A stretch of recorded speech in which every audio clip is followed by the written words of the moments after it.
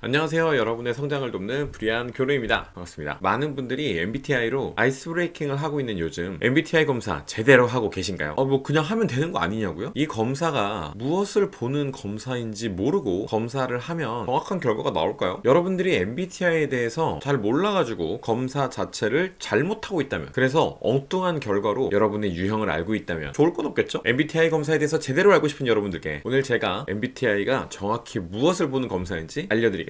뭐 그냥 재미로 보는 거 아니냐 하시는 분들은 안 보셔도 무방해요. 자, 그럼 시작할게요. 일단 지난 영상에서 성격은 타고난 것과 만들어지는 것이 있다 그랬어요. 그리고 그것을 세 가지 형태로 나눈다 그랬죠. 오늘은 조금 간단하게 얘기하기 위해서 그냥 타고난 것과 만들어지는 것, 이렇게 간단하게 두 개로 나눠서 설명드려 볼게요. 타고난 거, 부모님한테 유전적으로 물려받았던 내 몸 안에 박혀있는 그것, 그대가 내 안에 박혀왔다. 네, 만들어진 거, 그야말로 사회에 적응하면서 추가적으로 생기는 성격이겠죠. 이렇게 크게 나누면 두 가지로 이루어져 있다고 말씀을 드렸어요. 타고난 것, 만들어진 것. 그런데 말입니다, 성격 검사도 마찬가지로 두 개로 나누게 됩니다. 타고난 것을 보는 성격 검사가 있고 만들어진 걸 보는 성격 검사가 있습니다. 대체로 타고난 것을 보는 성격 검사는 유형론이라 그래서 진짜 큰 틀로 놓고 봤을 때 이러한 특징들이 생물학적으로 보이는구만 하는 것을 몇 가지의 유형으로 무자르듯이 탁탁 이렇게 묶어놓은 형태의 검사들이 많습니다. 뭐 배운 게 아닌데 나도 모르게 튀어나가는 반응들이 있죠. 뭐 그런 거를 보는 검사라고 생각하시면 돼요. 그야말로 내 몸 안에 박혀있는 특성, 타고난 거.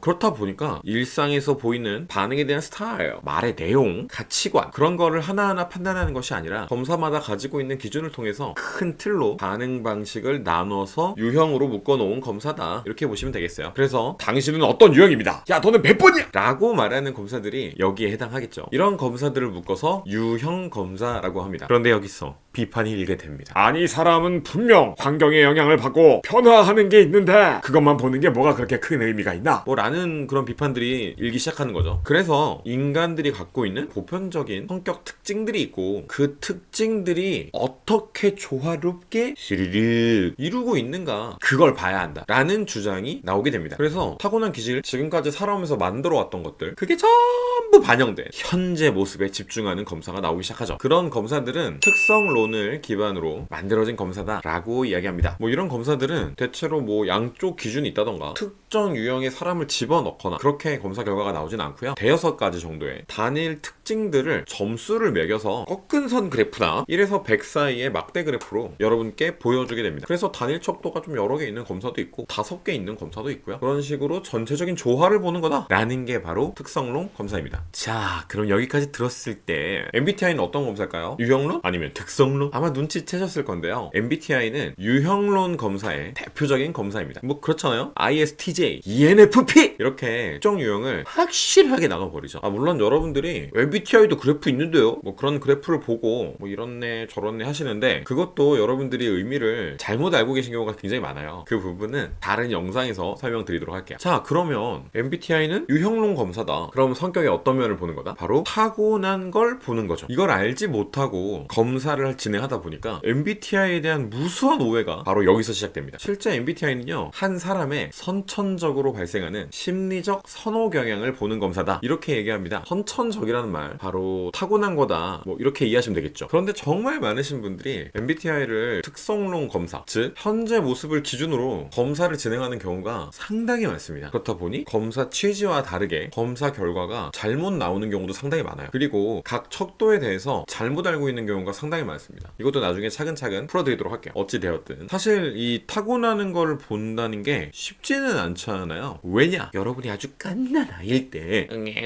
내가 어떤 성격이었는지 기억이 안 나거든. 그래서 MBTI는 솔직히 말씀드리면 그렇게 쉬운 검사는 아닙니다. 결과가 나왔다 그래서 본인 거라는 보장이 없어요. 그래서 자신의 진짜 유형, 최적 유형이라고도 하는데 그거를 찾으려면 꽤나 오랜 시간이 필요해요. 물론 자신의 타고난 모습들이 정말 잘 드러나는 사람도 있고 그런 분들은 검사 결과가 신뢰도가 올라가게 되겠습니다. 근데 정확한 개념을 모르다 보니까 검사를 진행할 때 착각을 해서 고르는 경우가 있기 때문에 마냥 쉽지만은 않아요. 그런 부분을 잘 생각한 다음에 검사를 실시해야 해야겠죠. 어찌되었든 MBTI는 타고난 성향을 보는 거다 라는 거 잊지 마세요. 자, 그러면 유형론의 대표적인 검사는 MBTI, 애니어그램 이런 검사들이 있고요. 특성론의 대표적인 검사가 뭐 MMPI라든지 TCI라든지 홀란드 검사 같은 검사가 있겠네요. 유형론 검사와 특성론 검사의 장단점은 서로 반대가 될 수밖에 없는데요. 유형론 검사의 장점은 나도 모르게 튀어나가는 기질에 대한 것이 설명 가능하다는 점이에요. 다만 반대로 현재 모습이 반영되면 안 되기 때문에 검사 자체가 좀 어렵고요. 현재 모습을 진단하고 설명하기에는 조금 단순하다는 특징이 있습니다. 아무래도 전체적인 조화를 보기보다는 한쪽으로 좀 몰아서 보게 되는 경향이 있거든요. 특성론 검사의 장점은 이와 반대가 되겠죠. 현재 나의 상태를 진단할 수 있고 발달 정도가 파악이 되죠. 그래서 어떤 부분에 영향을 받았는지 그런 것들이 잘 보이고요. 그로 인해서 자신을 객관화할 수 있다는 장점이 있습니다. 단점으로는 본능에 가까운 기질에 대해서는 알 수가 없기 때문에 삶의 모습만 보고 판단할 수 없는 특징들에 대해서 설명하기 어려운 부분도 있어요. 그래서 어느 한쪽 검사만 참고하기보다는 두 가지를 적절히 잘 활용하는 게 좋겠죠. 근데 MBTI 하다 보면 정말 많이 쓰는 질문 중에 하나가 사람을 어떻게 16개로 나눠요? 라는 질문인데요. 이 영상 보시면 이제 그런 얘기 하시면 안 돼요. 사람을 16가지로 나눈다고 한 적 없습니다. 정확히 이야기해서 사람을 나누는 게 아니라 성격, 지난 시간에 말씀드렸잖아요. 외부 자극에 대해 내면에서 꾸준히 반응하는 방식이라고 말씀드렸죠. 그 성격을 특정 기준에 따라 나누는 것이 가능하다라는 이론이에요. 그래서 MBTI는 뭐다? 외부 자극에 대해서 우리만의 기준으로 봤더니 16개가 나눠지더라. 우리는 그렇게 생각해 라는 이론인 거예요. 네, 그냥 많은 이론 중에 하나입니다. 그래서 MBTI를 가지고 개인의 모든 것을 판단할 수 없어요. 이건 비단 MBTI 뿐만 아니라 모든 검사에서 마찬가지입니다. 그러니 너무 과몰입하지 마세요, 제발. 그리고 이 검사가 최고라고 생각도 안 해요. 그냥 개인의 선천적인 선호 경향을 보는 하나의 도구다 정도만 생각하시면 되겠습니다. 자, 그럼 정리해 볼게요. 성격은 타고나는 것, 만들어지는 것으로 나뉜다. 그에 따라 성격 검사도 크게 두 가지로 나뉘는데 타고나는 것을 보는 유형론 검사, 만들어지는 것을 보는 특성론 검사. MBTI는 둘 중에 타고나는 것을 보는 유형론 검사의 대표 주자 중 하나다. 다만 타고나는 걸 보는 게 기억이 나진 않기 때문에 쉽지가 않다. 그래서 여러분의 MBTI 검사 결과가 정확하지 않을 수 있음을 알고 계셔야 된다. 여튼 MBTI는 타고난 것을 보는 검사다. 잊지 마십시오. 전반적으로 이렇게 알고 계시면 되겠네요. 그렇죠? 자, 그럼 이번 영상 도움 많이 되셨나요? 다음에도 여러분들이 궁금해하실 만한 검사에 대한 이야기 제대로 알려드릴게요. 지금까지 프리한 교류였고요. 전 다음에 또 찾아뵙도록 하겠습니다. 그럼 빠잉!